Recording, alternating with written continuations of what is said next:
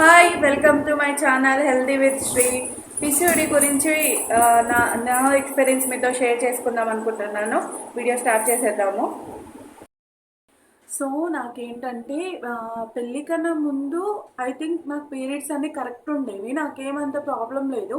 After marriage తర్వాత ఒక 9 months అట్లా అయిందో లేదో ఇంకా పీరియడ్స్ రెగ్యులర్గా రావడం అలా జరిగిందనమాట. సో దీని గురించి నేను సెర్చ్ చేస్తే ఓకే, హార్మోనల్స్ ఇంబ్యాలెన్స్ అవుతుంది ఆఫ్టర్ మ్యారేజ్ తర్వాత, అందరికీ కూడా ఇలానే ఉంటుంది అని చెప్పేసి వచ్చిందనమాట.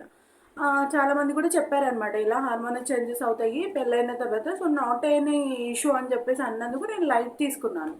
అలానే ఇంకా ఇదే ఇష్యూలో period I think PCOD start అయిన దాంట్లోనే నాకు ప్రెగ్నెన్సీ అనేది కన్ఫర్మ్ అయింది.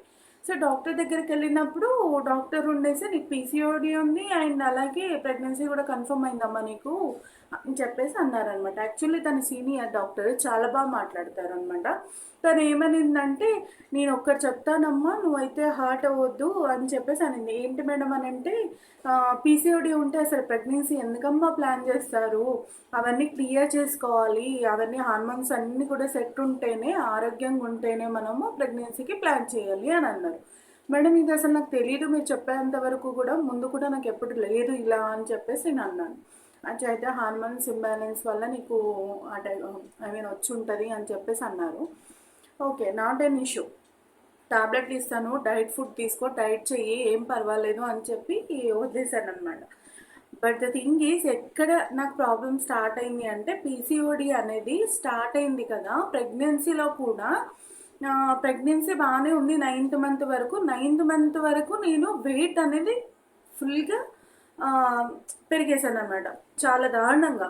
ఎందుకంటే ఇది పీసీఓడి ఉన్నందుకు హార్మోనల్స్ ఇంబ్యాలెన్స్ వల్ల మనకి బ్యాలెన్స్ అవ్వదు, వెయిట్ అనేది చాలా పెరుగుతుంది అనమాట.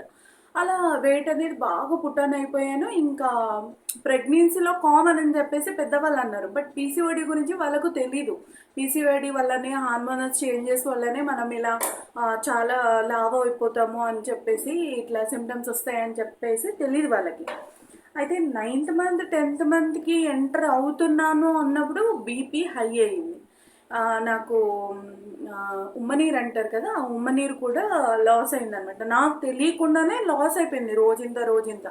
మేడంని అడిగితే బేబీ చాలా హెల్తీ ఉంది, ఉమ్మనీరు చాలా బాగుంది అని చెప్పారు. కానీ లాస్ట్ డేకి వచ్చేసరికి ఫుల్ బీపీ హై అయిపోయింది, ఉమ్మనీరు మొత్తం తగ్గిపోయింది కౌంటింగ్ అని చెప్పేసి అన్నారనమాట. ఈ ఇష్యూ అంతా దేనికి వచ్చింది తెలుసా అండి? పీసీఓడి హార్మోన్స్ ఇంబ్యాలెన్స్ చాలా ఎక్కువగా ఉండడం వల్ల, అండ్ అలాగే వెయిట్ ఎక్కువగా ఉండడం వల్ల బీపీ అనేది అప్ అండ్ డౌన్స్ అనే ప్రాబ్లం అనేది నాకు స్టార్ట్ అయింది. అందరికీ స్టార్ట్ అవుతుందని చెప్పట్లేదు, నా విషయంలో నాకు స్టార్ట్ అయింది. సో దట్ నేను చెప్పేది ఒకటి ఏంటి అంటే, మీరు ఎవరన్నా న్యూ కపుల్స్ ఉంటే, ప్రెగ్నెన్సీకి ఎవరన్నా మీరు ప్లాన్ చేస్తున్నారు అంటే, please go to the hospital, check the reports all. ఏంటంటే మీరు బ్లడ్ అవి రిపోర్ట్స్ ఉంటాయి, మొత్తం ఎన్నో ఉంటాయి అన్నమాట. ఆన్లైన్ అయినా మీరు సెర్చ్ చేయొచ్చు, లేకపోతే డైరెక్ట్ డయాగ్నోసిస్ట్ కన్నా వెళ్ళేసి తీసుకోవచ్చు. మీరు హెల్దీగా ఉన్నారు, అన్ని లెవెల్స్లో కూడా మీకు హెల్దీ లెవెల్స్ అన్నీ కూడా రైట్గా ఉన్నాయి అంటేనే మీరు ప్రెగ్నెన్సీకి అనేది ప్లాన్ చేయండి.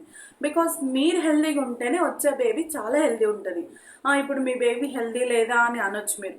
మా బేబీ హెల్దీ ఉంది, బట్ ఉమ్మనీరు తగ్గడం వల్ల, బీపీ హై అయ్యడం వల్ల మా బేబీ అని 1 week I think 5 to 6 days బాక్స్లో పెట్టారనమాట. సంథింగ్ ఈ బీపీలో ఉండడం వల్ల ఊపిరితిత్తులకి ఏదో ఇష్యూ వచ్చిందని బాక్స్లో పెట్టారు. Now he's very well. అది పక్కన పెడితే, సో మీకు నేను చెప్పేది ఏంటంటే, యూత్ వాళ్ళు కూడా ఎవరన్నా నా వీడియో చూస్తుంటే కనుక, లేదా పెద్దవాళ్ళు చూస్తుంటే ప్లీజ్ షేర్ చేయండి. మీరు సరైన స్లీప్ లేకపోయినా, లేకపోతే జంక్ ఫుడ్ ఎక్కువ తిన్నా కానీ, ఈవెన్ ఇందులో ట్విస్ట్ ఉంది, జంక్ ఫుడ్ తింటేనే వస్తుందా, జంక్ ఫుడ్ తినకపోతే రాదా అనే ఒక పాయింట్ ఇక్కడ. జంక్ ఫుడ్ తింటేనే వస్తుందా అంటే మెత్తది కాదు. జంక్ ఫుడ్ తినకపోయినా కూడా పీసీఓడి అనేది హార్మోన్స్ ఇంబ్యాలెన్స్ వల్ల వస్తుంది. అది కరెక్ట్గా స్లీప్ ఉండాలి, మెయింటెనెన్స్ ఫుడ్ ఉండాలి. కరెక్ట్ వేలో ఫుడ్ అనేది మనం మెయింటైన్ చేసుకుంటే మనకి ఇలాంటి ఇష్యూస్ అనేది రావు. అండ్ స్లీప్ కూడా చాలా ఇంపార్టెంట్ అనమాట. సో ఈ వీడియోని అందరికీ షేర్ చేయండి. ఇలా నాకు ప్రాబ్లం అనేది స్టార్ట్ అయింది. సో నేను అప్పుడు డిసైడ్ అయ్యాను, ఈ పీసీఓడి అనేది న్యాచురల్గానే తగ్గించుకోవచ్చు. ఈ మెడికేషన్స్ ఏవి యూజ్ చేయకూడదు. మెడికేషన్ కూడా తీసుకున్నాను, బట్ ఎటువంటి యూజ్ లేదు. ఇంకా లావ్ అయిపోయాను, ఇంకా వెయిట్ పెరిగాను, బ్యాడ్ కొలెస్ట్రాల్ అనేది ఎక్కడ కూడా తగ్గలేదు. సో అందుకని చెప్పేసి నా సొంతంగా నేనే తగ్గాలని చెప్పేసి నేను వాకింగ్ స్టార్ట్ చేశాను, డైట్ స్టార్ట్ చేశాను. సో నేను, మీరు నమ్మరు, నేను 82 kgs నుంచి ఇప్పుడు నేను ఆల్మోస్ట్ యా 72 దాకా వచ్చాను అనమాట. సో బిగ్గెస్ట్ అచీవ్మెంట్ అనుకోవచ్చు నాకైతే ఇది. సో అందుకని చెప్పేసి చెప్తున్నాను, ఎవరైతే కిడ్స్కి ప్లాన్ చేస్తారో please please be careful before, please check the reports all. మీరందరూ హెల్దీగా ఉన్నాను అంటేనే నెక్స్ట్ స్టెప్ అనేది తీసుకోండి. లేదు అంటే టైం ఉంది, హెల్దీ అవ్వండి, హెల్దీ అయిన తర్వాతనే ప్రెగ్నెన్సీకి అనేది ప్లాన్ చేయండి. సో ఒకటే సొల్యూషన్ ఏంటంటే గుడ్ ఫుడ్, గుడ్ స్లీప్. ఇవి రెండు ఉంటే మనం ఎట్లా అయినా కంట్రోల్ అనేది చేయొచ్చు.